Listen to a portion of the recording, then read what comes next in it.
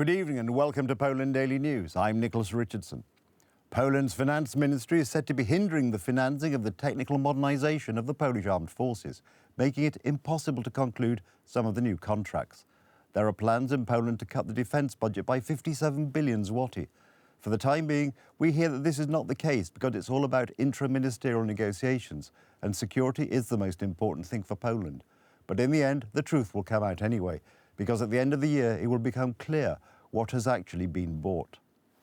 The Polish army may have problems implementing the purchase of new equipment. The brakes are to be put on by the Ministry of Finance. From the information coming to me, it seems that the Ministry of Finance is hindering the financing of the process of technical modernisation of the Polish armed forces, making it impossible to conclude some of the new contracts. As of today, I have no evidence to support this thesis, but if nothing changes, we will know the negative results at the end of the year in the form of the suspension or delay of key new orders. We have known for years that the Ministry of Finance is always the main enemy of the modernisation of the Polish army, and not just this year, but over many, many years. This is another piece of the puzzle inside the government's financial friction. The previous government made many favourable deals for the Polish army, including F-35A multi-role fighters and others. The current government has a problem with this. It doesn't have a signed contract for Apache helicopters or for HIMARS, despite the fact that the United States Congress has agreed to it. Opposition politicians are saying outright, from what we're hearing both in the Ministry of Finance and from people connected with arms purchases, because the Minister of Finance, who is the right-hand man, the economy man from Donald Tusk, has applied the handbrake. In early July, TV Republica revealed a document that was sent from the Ministry of Defense to the General Staff of the Polish Army. A reduction in the 2025 to 2028 period by about 57,370 million zloty, that is by 25%, in the spending limit for the central spending plan with respect to the current spending forecast. It unequivocally indicated that those big plans that were supposed to strengthen the Polish army, to increase it in numbers and to equip it with state-of-the-art equipment, will simply be under-delivered due to lack of funds. The former Deputy Defence Minister has no illusions. This is a financial crime against the military of the Polish armed forces. There is a war going on just across our eastern border, the Russian invasion of Ukraine. With a real military threat, spending on the military and armaments should be increased. The current government must decide what is more important, Excel tables or the safety of our citizens. Marcin Bakalarski, TV Republica.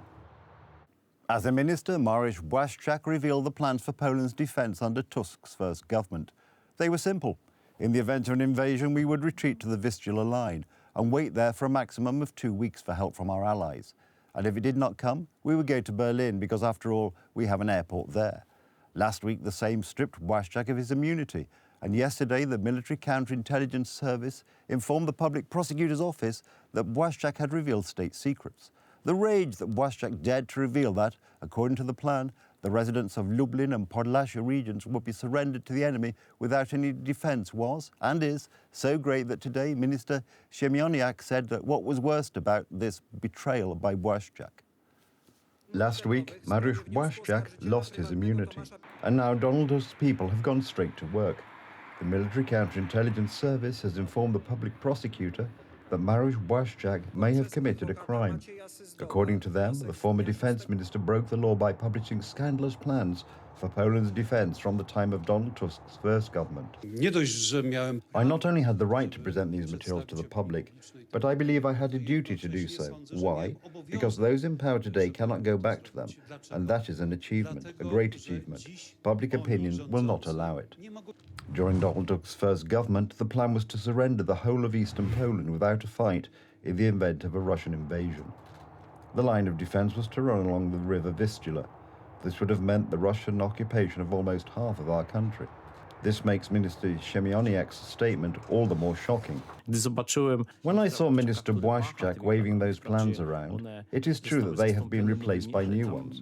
But most of them are the same. The locations do not change. River cities, forests in Poland, natural obstacles in Poland, and the defence of Poland is based on that. At the same time, the politician admitted that the plans are now in the archives, but he also made the Copernican discovery that the Vistula flows in the same place as it did 8 years ago. Professor Sławomir Sienkiewicz put the head of the Ministry of the Interior on blast. But this is utter stupidity.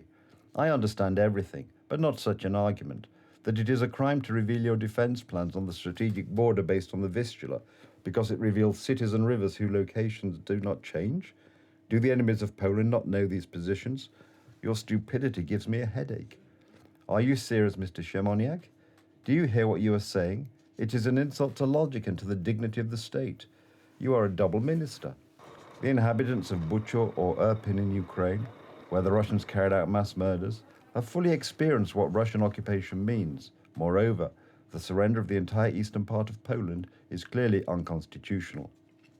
The armed forces of the Republic of Poland shall serve to protect the independence of the state and the indivisibility of its territory, and to ensure the security and inviolability of its borders. Politicians from Donald Tusk's camp have repeatedly shown their dislike for eastern Poland.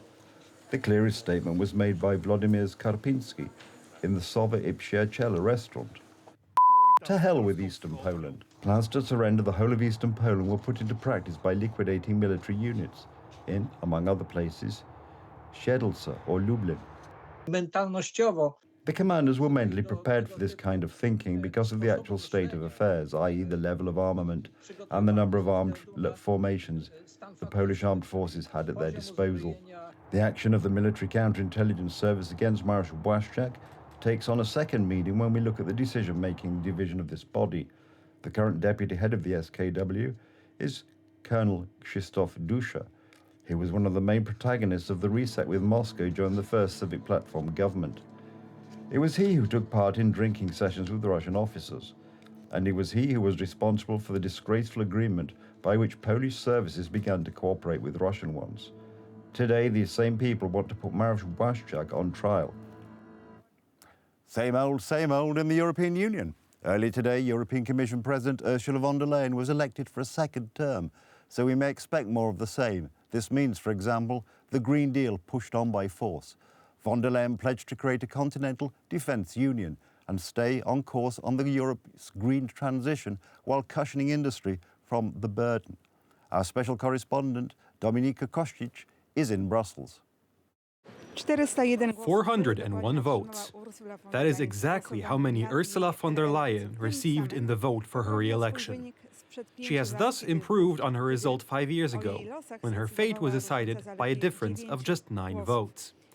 This time, she was supported by the majority of the European People's Party, the Social Democrats, the Liberals, and the Greens. The European Conservatives and Reformists, including Law and Justice, mostly voted against her, as did 2 groups further to the right, the European Patriots and the Sovereignists. The choice of the lesser evil in times of instability and crisis. This has been the argument of von der Leyen's candidacy by her party colleagues. She is ready to lead. The Green Deal, fundamental and necessary legislation to show the world that we can and must stop climate change. COVID.